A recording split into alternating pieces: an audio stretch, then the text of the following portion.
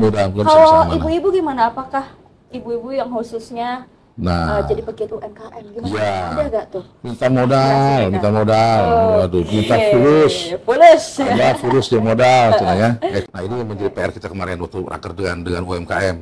Tolong agar bisa lebih disebarluaskan ke masyarakat bahwa ini program bagus. Kalau nggak ada yang tahu juga, jadi sia-sia kan gitu. Karena mungkin kurang mampu dalam manajemennya. Ini yang menjadi cikal bakal, mau modal berapapun nggak akan cukup.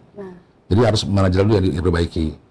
Manajemen dia dalam mengelola usaha itu. Iya. Itu pelatihan itu yang penting buat mereka itu. Masalah pola pelatihannya jangan sampai yang diundang hanya itu orang-orangnya. Jadi UMKM makanan si A si B, UMKM fashion misalkan si A si B. Jadi terkesan ya nggak kemana-mana. Ya pasti gini, kita akan evaluasi secara SDM-nya lah. Secara SDM-nya di Bank Banten itu sendiri. Apakah memang penempatan orang-orang itu sudah tepat atau belum? Karena khawatir jangan-jangan itu gara-garanya.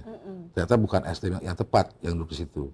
Jadi mereka kebingungan kalau orang jago ngejahit, masa suruh marketing, nggak mungkin bisa.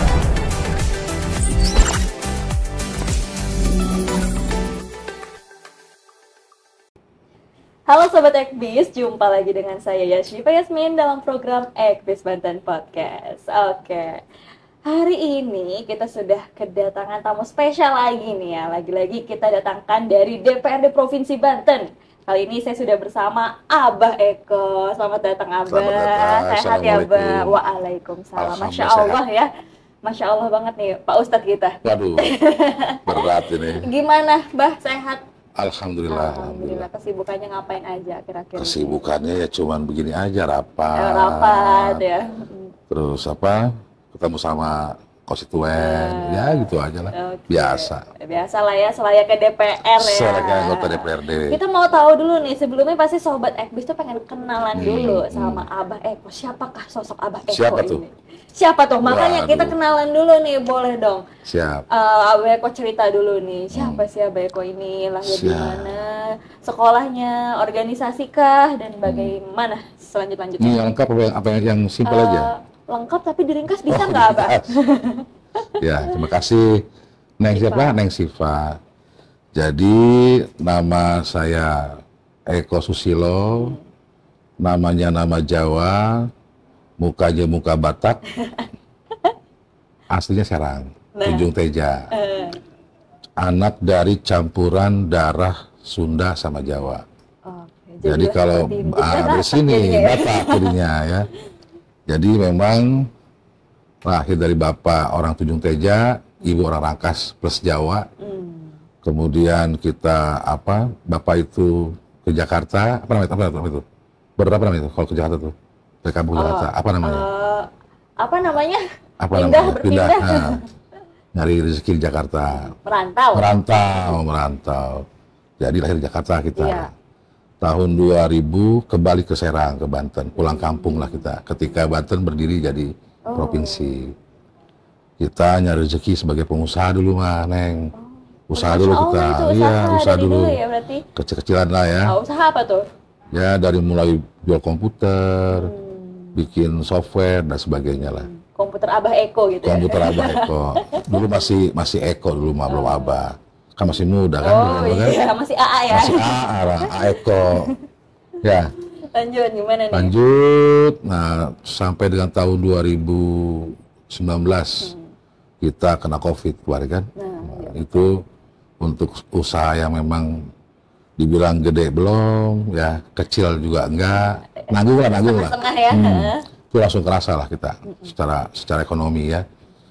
Di tahun 2000 kita sempat kumpul sama keluarga, ini usaha kok makin nggak jelas karena COVID kan, kontrak yang sudah jadi dibatalkan, akhirnya cobalah kita mungkin mau amanah orang tua biar terwujud, bikinlah pesantren gitu. Masya Allah. Tahun 2020 kami istiqomah atau ikhtiar bikin pesantren namanya Al-Muhaimin. Al-Muhaimin di Cipocok. Setelah Gading. Alhamdulillah sudah 3 tahun jalan sudah punya 70 santri. 170 santrinya. 170. Alhamdulillah. Luar biasa. Berkat ridha Allah tentunya ya, sama dukungan semua teman-teman. Tiba-tiba tahun 2023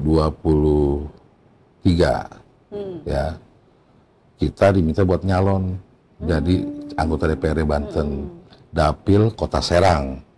Kebetulan belum ada dewannya, Neng Siva. Kita ditugas oleh partai untuk siap menjadi salah satu calon anggota DPRD Banten. Ya karena perintah harus siap kan. Padahal lagi sibuk bikin pesantren. Sementara untuk menjadi anggota DPRD kan tahu sendiri. Apa tuh? Elektabilitas sama isi tas. Nah ini yang kita kemarin tuh agak-agak berat. Tapi karena memang tugas ya jalanilah. Dan alhamdulillah terpilih menjadi anggota DPRD Banten. Berkat doa semua dan dukungan semuanya gitu. Yang sih Pak. Berarti ini pertama kalinya ya Bah jadi wakil rakyat. Gimana Bah rasanya Bah? Rasanya campur-campur lah. Gimana? Berarti nano-nano banget nih. Nano banget. Gimana Bah? Yang coba pasti yang nih. menjadi semacam apa ya, tanggung jawab mungkin ya. Karena kita waktu nyalon itu kan berkampanye kan. Ketemu orang banyak dari anak muda, ibu-ibu, kemudian apa ya orang tokoh-tokoh masyarakat lah. Punya beberapa janji yang memang harus ditepati. Nah ini tinggal sekarang inilah yang menjadi semacam tadi tuh perasaan campur aduk. Bisa nggak ya kita menjaga amanah itu? Gitu. Tanggung jawabnya berat. Tanggung jawabnya berat. Karena ini menjadi apa amanah yang memang harus dipertanggungjawabkan, bukan cuma dunia tapi juga kan akhiratnya. Dan tantangan dari amanah itunya juga berat ya Mbak. Masya Allah. Masya Allah banget nih. Banyak sekali permasalahan yang harus. Dikira gampang. Iya. Pas masuk, Masya Allah. Ternyata ruwet ya Mbak ya? Ruwet. Jauh ini kira-kira masalah apa aja nih yang Abah sudah hadapi? Yang paling ruwetnya yang mana Bah? Kebetulan kan baru 3 bulan ya. Iya. Jadi memang belum terlalu juga kita secara langsung menerima masalah. Baru mungkin nanti. Pasca kemarin reses kan ya reses, kita mengawal itu reses di tahun 2025. Nah ini tuh belum menghadapi nih. Mudah-mudahan nggak ruwet, mudah-mudahan ya bisa semua yang diminta oleh konstituen bisa terwujud mudah-mudahan gitu kan. Berarti kemarin baru reses nih ya. Baru reses. Kan masyarakat kebanyakan aspirasinya tentang apa nih, Bah? Biasa jalan, infrastruktur, pendidikan, terus PJU. Kemudian apa sampah ya, minta ada tong sampah, minta ada cator tuh motor sampah itu. Ya biasalah masyarakat. Ya, itulah ya. Jadi ini salah satu tantangannya juga ya, Bah di DPRD ya. Mudah-mudahan. Kalau ibu-ibu gimana? Apakah ibu-ibu yang khususnya jadi pegiat UMKM gimana? Ya. Ada gak tuh? Minta modal. Waduh, minta fulus. Ya, fulus dia modal, ya. Kalau bahasa Sunda, apa ya? Sudah. Apa nih? Apa? Kita mau fokus ngomongin UMKM. Siap. Karena mungkin Sobat Ekbus juga udah tahu lah bahwa UMKM ini salah satu tulang punggung ekonomi daerah maupun nasional nih, Bah. Dari Abah sendiri gimana sih memandang UMKM khususnya di Banten ini? Bagaimana? Apakah sudah baikkah atau bagaimana Abah memandangnya? Ya, pertama kita di sini punya banyak potensi UMKM. Bahwa itu Lebak, Pandeglang, Serang apalagi ya, terus Tangerang segala macamnya. Sangat banyak potensialnya dan sudah juga ada yang sudah ada juga beberapa. Hanya memang hanya terbatas, nggak banyak. Jadi mungkin yang perlu ditingkatkan oleh kita ini adalah program-program yang langsung ke UMKM, pelatihannya dan satu permodalannya itu.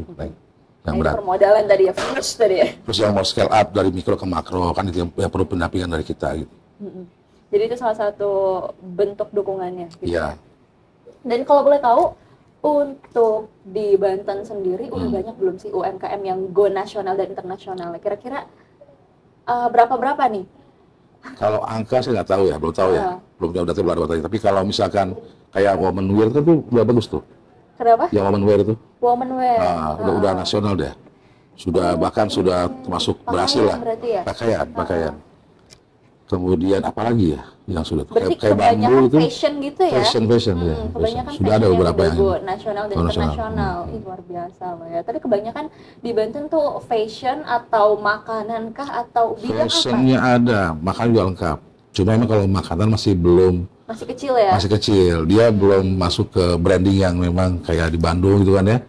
Kayak di mana di Bali yang sudah menasional. Ini yang perlu tekankan Jadi oleh belum ada produk kuliner yang udah brandingnya tuh udah terkenal sampai seluruh Indonesia gitu ya. orang tahu pucak bandeng, tapi secara branding kan belum ada. Iya. Masih umum dia.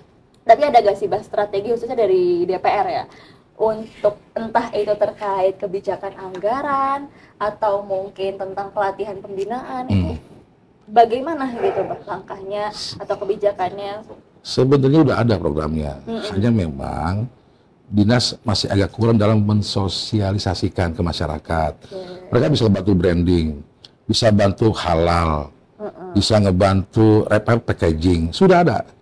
Tinggal memang ini kurangnya informasi ke masyarakat. Nah ini yang menjadi PR kita kemarin waktu raker dengan UMKM. Tolong agar bisa lebih disebarluaskan ke masyarakat bahwa ini program bagus. Kalau nggak ada yang tahu juga, jadi sia-sia kan gitu, Pak. Tapi kebanyakan masalah dari UMKM yang khususnya di Banten itu kebanyakan apa selain modal ya? Kalau modal mungkin banyak ya, kebanyakan memang kesulitannya di modal gitu. Ya modal kan begini, karena mungkin kurang mampu dalam manajemennya. Ini yang menjadi cikal bakal, mau modal berapapun nggak akan cukup. Jadi harus manajemen dulu yang diperbaiki, manajemen dia dalam mengelola usaha itu. Iya. Itu pelatihan itu yang penting buat mereka itu. Jadi kebanyakan mereka masih kesulitan dalam memanage usahanya. Jadi antara kebutuhan harian dengan modal usaha kecampur. Jadi uang UMKM-nya buat jajan ya? Iya, belum lagi kalau dia minjam dari Bank Emok. Ya, Bank Emok. Ya. Jadi bayangkan sama Siva, dia mikirin harian kebutuhan, mikirin harian bunga Bank Emok. Jadi ini modal yang ternyata ada 10, tinggal 9, tinggal 8 sampai habis. Hanya untuk rugi. Nah itu yang perlu dibenahi. Mungkin malah jadi minus ya, Bah ya. Bisa minus. Akhirnya jual aset segala macam gitu. Tapi kira-kira dari DPR sendiri apakah akan ada atau mungkin lagi dirancang kah Bah gitu kebijakan untuk mendukung kemajuan UMKM nih Bah? Ya kalau DPR saya pikir dalam setiap raker ataupun setiap banggar itu kita menekankan betul soal itu kalau di UMKM ya. Masalah pelatihannya jangan sampai yang diundang hanya itu orang-orangnya. Jadi UMKM makanan si A si B, UMKM fashion misalkan si A si B. Jadi terkesan ya nggak kemana-mana. Itu aja. Ya. Itu namanya proyek pelatihan namanya. Nah ini yang kita minta semacam transparansi dari dinas UMKM supaya jangan sampai terjebak dalam hal itu. Bupati yang beribu kali pelatihan kalau orang yang sama ya percuma. Dan mungkin kurangnya sosialisasi tadi ya, Bah. Jadi orang-orang yang belum tahu nggak bisa ikutan. Kita bilang kalau misalnya anggarannya kurang, berapa cukupnya gitu. Tapi kalau boleh tahu berapa Bah anggarannya, Bah? Saya hafal. Yang sekarang. Nggak hafal saya. Atau mungkin nanti mau ada tambahan anggaran nih? Kayak udah lewat. Di kebetulan saya masuk masih baru sudah dibahas semua anggaran itu. Tinggal diketok palu, Pak. Jadi belum bisa berbuat banyak kalau sekarang. Tapi soal ke depan kita evaluasi, mudah-mudahan bisa ngebantu menambah tadi anggaran di UMKM. Tapi sebenarnya potensi UMKM di Banten tuh sangat besar. Menurut Abah sektor apa, Bah? Makanan. Iya, dan fashion dua itu. Karena makanan banyak banget ya, Pak. Semua suka makan kita kan. Iya ya. Bisa dikemasnya yang enak aja. Nggak perlu mahal tapi enak gitu. Betul. Dan sekarang saya pikir agak lumayan banyak itu namanya kafe ya, rumah makan. Ada yang kuat 3 bulan, ada yang kuat 1 tahun. Karena tadi itu benar-benar pengemasannya, packagingnya yang masih. Nah itu sih mungkin kebanyakan dari UMKM yang ikut pelatihan atau mungkin yang dibina tuh ibu-ibu nggak sih kayaknya ya? Iya, mending ini kalau anak muda nemu di jalan gitu saya namanya kan. Tapi gimana deh kalau misalnya apakah ada strategi untuk menggait anak muda nih untuk bisa memajukan yang seiring dengan perkembangan zaman? Kan teknologi luar biasa kan, ada TikTok, ada segala macam. Mau nggak mau anak muda harus dilibatin kalau sekarang. Tanpa anak muda, waduh, ketinggalan kita ini. Jadi makin kayak jadul kita kan, udah tua jadul lagi, waduh bahaya. Dia harus ada anak muda dilibatin. Tapi apakah ada kebijakan khusus nih, Bah, supaya anak-anak muda banyak yang mau terjun ke dunia UMKM? Kira-kira bakal ada masukan dari Siva sebagai anak muda? Oh boleh, boleh. Yang tahunya anak muda kan, yang tahu anak muda. Ya memang sebisa mungkin, bahkan beberapa dinas kayak pertanian bikin program petani milenial. Iya, itu kan lagi ramai kan petani milenial. Jadi memang saat ini kita berusaha betul melibatkan secara aktif para pemuda-pemuda. Anak muda tuh. Apalagi generasi Z ya kan, yang katanya generasi rebahan kan. Nah, perlu dipancing-pancing sama kita ini supaya lebih produktif. Supaya bangun, Mbak. Produktif ya, betul. Sekalinya produktif luar biasa loh, Mbak. Iya. Anak muda ini TikTokers harus disentil dulu nih, Mbak, biar bangun. Iya. Nanti Sipa ngasih masukan kita lah. Supaya punya senjata yang lebih pamungkas kan. Formula yang lebih lebih gitulah. Agar kita punya program pemuda, mereka mau langsung terlibat di dalamnya gitu. Jadi itu tadi ya, gimana kondisi gitu ya. UMKM di Banten yang mana itu sebenarnya potensinya besar loh. Dan itu memang harus dimaksimalkan gitu ya. Dan saya mau nanya, tadi salah satu kendalanya adalah permodalan. Ini Banten punya Bank Banten, ada Jamkrida, ya. Gimana saran Abah terkait bank-bank tadi gitu, Bank Banten, Jamkrida, karena masih banyak loh UMKM yang kesulitan sepertinya dalam permodalan. Tanggapan Abah gimana? Atau mungkin saran Abah? Ya, saat ini memang orang masih menganggap kalau Bank Banten itu hanya mengeluarkan kredit untuk ASN, betul gitu ya? Sementara untuk UMKM belum ada sama sekali. Nah, ini pun menjadi perhatian kita semua agar Bank Banten lebih aktif, sama kayak tadi Dinas, mensosialisasikan lagi kembali nih ya produk mereka apa UMKM, ada enggak, apakah pinjamannya lunak, apa enggak pakai jaminan, kan begitu. Ini belum ada memang sih Pak, kita akui.